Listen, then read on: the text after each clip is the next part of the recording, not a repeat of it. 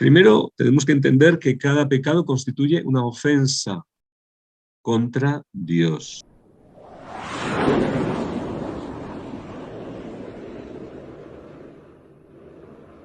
¿Cuáles son las consecuencias, por tanto, de ese primer pecado, el pecado original? Pues desastrosas todas, desastrosas, una calamidad.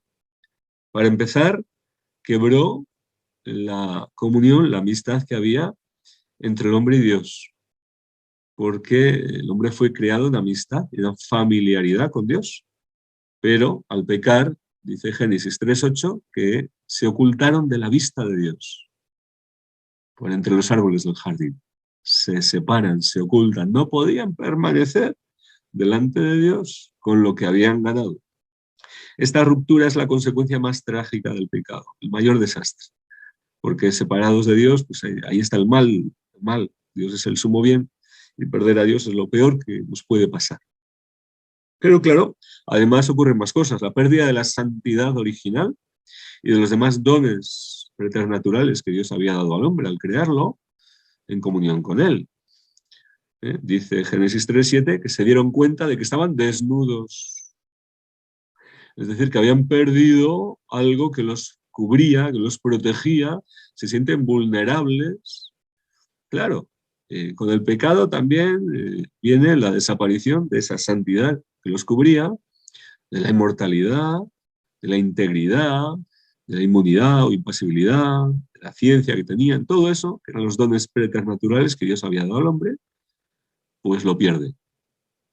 Y además aparecen otras cosas que no son tan bonitas. El sufrimiento, la enfermedad, la muerte temporal. Pero claro, se puede dar paso a la muerte eterna. Eso sí que es lo más serio, ¿verdad? No puede haber nada más serio. Además, no solo la ruptura va con Dios, sino que nos divide entre los hombres y con la creación. Vemos cómo tras el pecado, Adán acusa a Eva y Adán son expulsados del Edén, el trabajo de la tierra se hace duro, luego Caín mata a Abel y el pecado va creciendo, violencia, persecuciones, desastres naturales, problemas de toda clase. Además, nos deja a los hombres inclinados al pecado. Es decir, el pecado llama a otros pecados.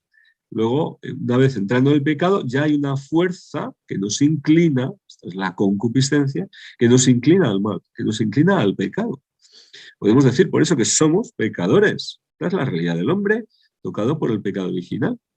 Lo dice San Pablo, ¿verdad? No hago el bien que quiero, sino que obro el mal que no quiero, todo aquello. Además, nos constituye en esclavos, es decir, aunque seguimos siendo libres, hemos perdido parte de nuestra libertad. ¿Por qué? Porque obedeciendo, por engaño, pero obedeciendo al pecador, a Satanás, el hombre se coloca en cierto grado bajo su influencia. Y no es una influencia benéfica, ¿verdad?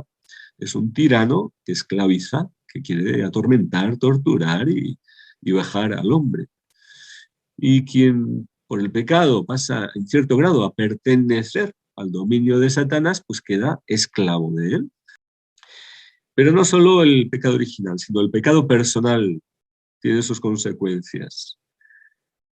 Primero, tenemos que entender que cada pecado constituye una ofensa contra Dios, un agravio que se causa a Dios. La gravedad de la ofensa realizada contra Dios es una ofensa también infinita. Los delitos tienen distinta gravedad en función de la persona, de la calidad de la persona que es ofendida. ¿Y cuál es la autoridad de Dios?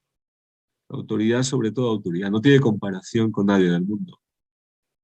Y somos, aún así, los hombres capaces de arremeter contra Dios, de ofenderlo, pues esto tiene sus consecuencias. Y espiritualmente nos coloca con una deuda muy grande. En nosotros el pecado deja una culpa, contraemos una culpa. Y esta es la mancha que el pecado deja en el alma, que le despoja de la gracia. Nos hace culpables, reos de esas ofensas, ¿no? Por tanto, la culpa del pecado. El mismo David, en el Salmo 51, dice: lávame a fondo de mi culpa y de mi pecado purifícame, pues mi delito yo lo reconozco, Mi pecado sin cesar está ante mí. Pues eso está en el alma del hombre pecador, la culpa por su pecado, mientras no es perdonada, claro.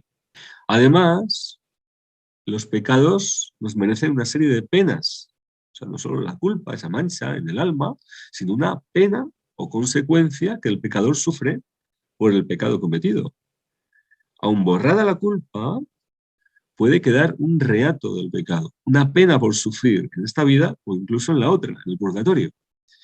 Hay penas que se llaman ontológicas, sufrimientos o huellas que quedan en el cuerpo o en el alma del pecador y pueden acompañar al hombre toda la vida.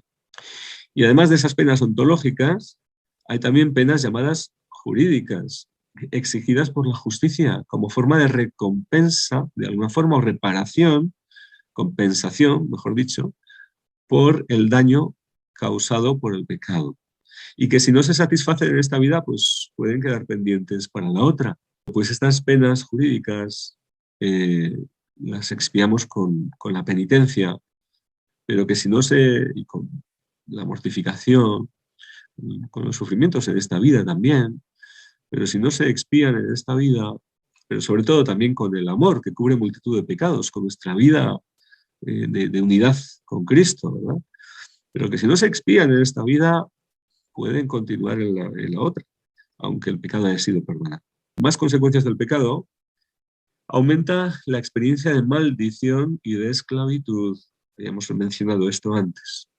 Y es que los males van en aumento, mientras el pecado va en aumento. Y por tanto, la experiencia de sufrimiento y la actividad demoníaca en los hombres y en el mundo va creciendo en la medida en que se abren puertas a esa actividad demoníaca por el pecado. En la medida en que el hombre se hace merecedor de maldiciones porque está infringiendo leyes espirituales, y estas leyes tienen como consecuencia maldiciones, males. Al romper nuestra comunión con Dios, el pecado también nos hace perder la vida de hijos de Dios, que sabemos que podemos recibir por el bautismo. Se ofrece a todo hombre que viene a este mundo el poder de ser hecho hijo de Dios, injertado en Cristo, por tanto miembros suyos, y como miembros participando de su vida por participación. Primera de Juan 1:6 dice: si decimos que estamos en comunión con Él y caminamos en tinieblas, en pecado, mentimos y no obramos la verdad. Dejamos de ser templos del Espíritu Santo, porque esta es otra de las maravillas que Dios hace en el hombre. Nos puede hacer morada suya, ¿verdad? Habitación del Espíritu de Dios y por tanto de la Trinidad. Finalmente, consecuencia del pecado, el hombre puede llegar a la muerte eterna, que es la situación definitiva cuando no se ha puesto remedio a la muerte espiritual en esta vida. El pecado mortal nos lleva a la muerte del espíritu, y esta, si no se remedia, lleva a la muerte eterna o muerte segunda. Por más que algunos por ahí se inventen teorías extrañas de que no, el infierno no puede ser eterno, o Dios dará una segunda oportunidad, o destruirá, aniquilará a las almas condenadas, yo qué sé, mil bobadas, ¿verdad? Que repugnan a la razón, a la verdad, a la revelación, y que solo son justificación de los pecadores y rebeldes. La fuerza de la rebeldía está ahí, y el engaño, justificación para hacer de nuestra capa un sayo contra Dios, o sea, participando de la rebelión contra Dios. Por tanto, inspirados por Satanás. Bien, estas consecuencias son tremendas, pero necesariamente tenemos que decir, no podemos concluir este tema sin decir por lo menos que hay una esperanza.